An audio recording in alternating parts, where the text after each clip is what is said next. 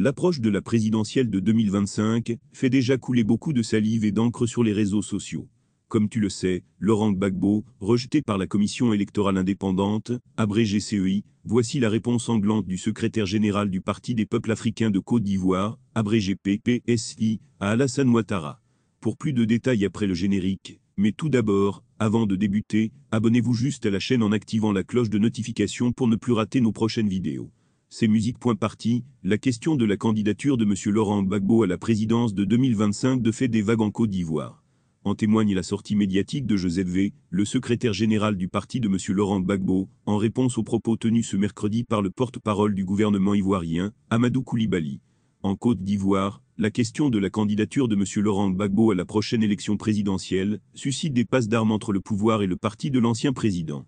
Le mercredi dernier, au cours de la conférence de presse consacrée au compte-rendu du Conseil des ministres, le porte-parole du gouvernement ivoirien, le RHCP, Amadou Koulibaly, a dû se prononcer sur ses candidatures à la présidentielle de 2025, ceci en dépit de l'inéligibilité de l'ancien président ivoirien en raison de sa condamnation à 5 ans d'emprisonnement ferme, dans le cadre du braquage de la Banque centrale des États d'Afrique de l'Ouest. Pour le ministre, l'inéligibilité de l'ancien président n'est que la conséquence d'une décision de justice, qui a été transmise à la Commission électorale indépendante. En aval, cela reste une question de justice. Nous sommes dans un état de droit. Je pense que M. Laurent Gbagbo est quelqu'un qui croit en l'état de droit.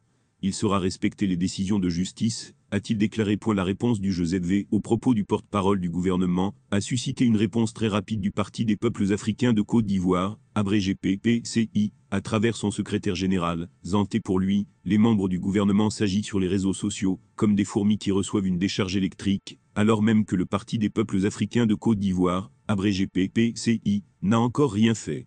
Nous avons fait que nous rassembler à Abidjan et annoncer la candidature du président Laurent Gbagbo à l'élection présidentielle de 2025. Nous n'avons même pas encore entamé le match. Le match que ce pouvoir démontre ainsi une grande fébrilité qui fait pitié, poursuit-il. Sur les réseaux sociaux, le secrétaire général du Parti des peuples africains de Côte d'Ivoire, PPCI, Baldi, parle d'un rêve d'inéligibilité du président Laurent Gbagbo, dont il est convaincu de la participation et même de la victoire à la présidentielle de 2025. Avec la position qui semble ainsi transparaître, beaucoup d'Ivoiriens sont inquiets sur le sort du pays en 2025. Le spectre de 2010 à 2011 hante encore les esprits, surtout du côté des faucons pour la démocratie et la paix. En RHCP également, on annonce déjà les couleurs du RHCP.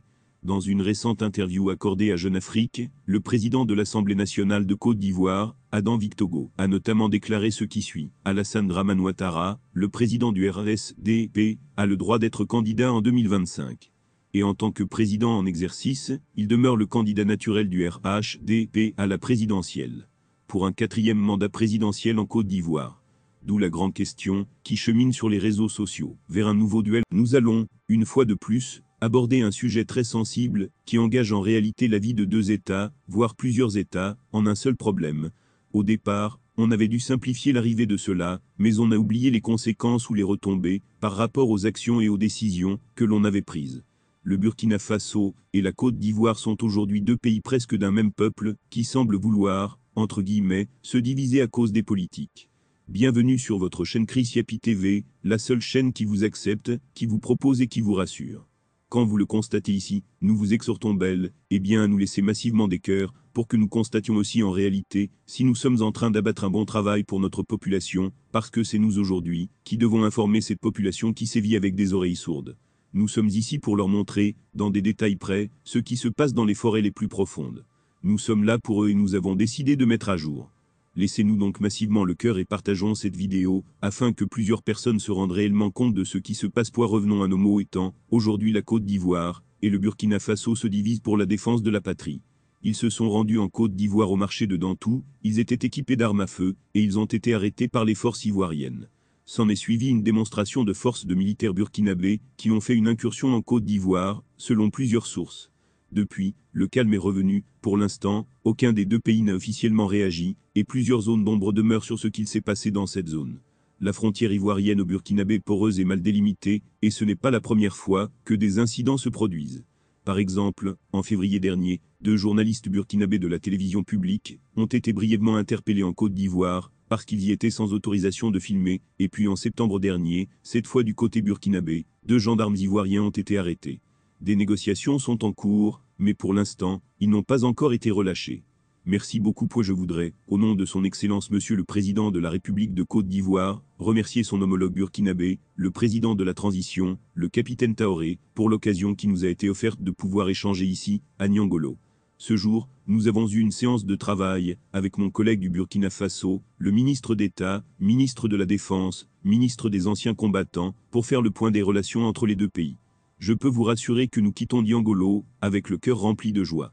Nous avons passé en revue tous les points des relations entre les deux, et je peux vous assurer que cette réunion de Niangoloko donnera un nouveau départ aux relations entre le Burkina Faso et la Côte d'Ivoire. On ne peut que se féliciter de ce qui vient de se passer ce jour. Je n'en dirai pas plus, et tout ce que je peux dire. Vive la coopération, vive la fraternité entre le Burkina Faso et la Côte d'Ivoire. Le ministre, donc, vient dire aussi s'il y a des conclusions, grandes conclusions, faut d'abord, comme remercier nos deux chefs d'État qui nous ont permis de nous retrouver aujourd'hui pour cette rencontre. Et nous avons vraiment accueilli cette demande qui nous a été faite par nos collègues.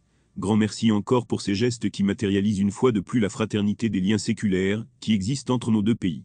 Nous espérons que nous avons un nouveau départ dans le rafraîchissement des relations entre deux pays pour lutter efficacement contre le terrorisme dans notre sous-région et les différents trafics qui ont lieu à la frontière commune. Que Dieu bénisse nos pays, que Dieu bénisse le peuple et que nous puissions ensemble vivre heureux et joyeux. Vous comptez, en réalité, dans les détails près, ce qui se passe entre la Côte d'Ivoire, le Mali et le Burkina Faso. La Côte d'Ivoire dernièrement est en train de parler avec le gouvernement burkinabé pour la libération de 2 gendarmes ivoiriens arrêtés en territoire burkinabé.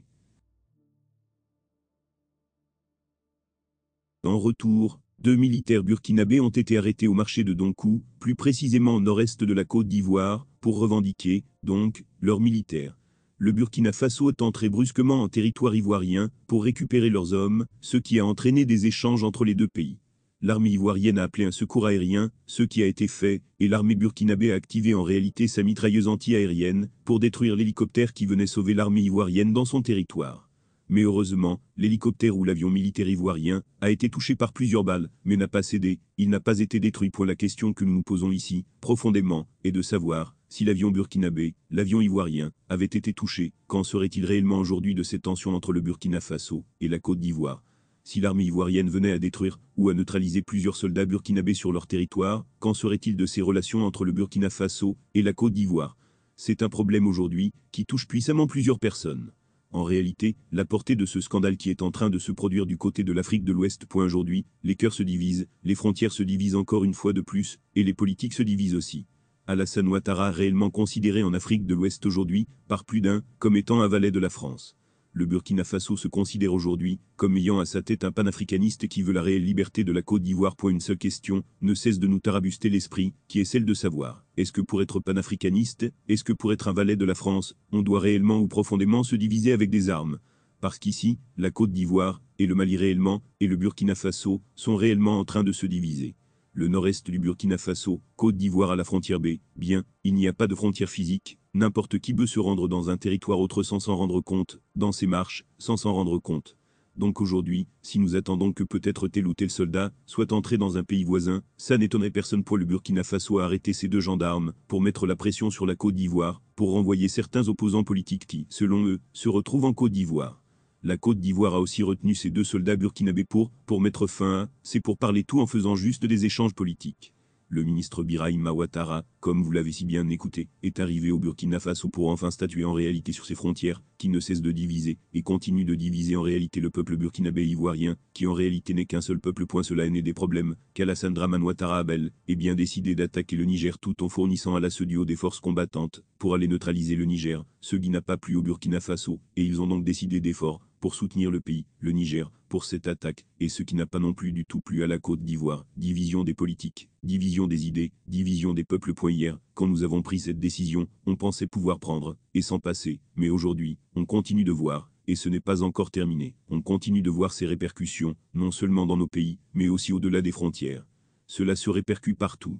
Avant de prendre une décision qui engage les États, qui engage la population, qui engage un peuple, un politique devrait mieux réfléchir, par 10 fois, avant de prendre cet engagement, avant de se mettre au devant des choses, il devait penser les retombées de cette décision, parce qu'aujourd'hui, moi, j'appelle ça en réalité, les retombées de cette décision, les retombées, et c'est ça aujourd'hui que la population est en train de vivre, c'est ça que la population subit, et aujourd'hui ce n'est pas prêt à être terminé. N'écoutez pas ces paroles qu'on vous dit, On vous garantit que la paix reviendra et tout, ce sont des politiques, ce ne sont que des mots, mais est-ce qu'en réalité ça va se vivre sur le terrain? Nous vous disons donc ceci, le Burkina Faso, la Côte d'Ivoire n'est qu'un seul et un pays. Ça ne sert à rien de vouloir se diviser les idées, par rapport aux frontières, de vouloir montrer que tel ou tel est plus panafricaniste que l'autre. Ici, cela engage déjà la vie des populations. Il faut faire très attention, très attention. Nous ne pouvons pas supporter quelqu'un et mourir en masse. La paix avant tout. La paix avant tout. Nous appelons ici ces deux présidents à penser à la population et à revenir rapidement sur leurs décisions ou sur leur stratégie. Autant pour nous, parce que cela engage déjà la population aujourd'hui et plusieurs personnes risquent leur peau. Vraiment point nous disons en réalité que ces deux présidents devraient s'asseoir, penser encore à la population. Si jamais cette frontière veut être tracée, qu'elle soit tracée en vrai, pour permettre en réalité d'éviter ces dégâts, comme nous les observons. Le peuple a besoin de la paix. Le terrorisme aujourd'hui est l'élément essentiel pour combattre nos difficultés.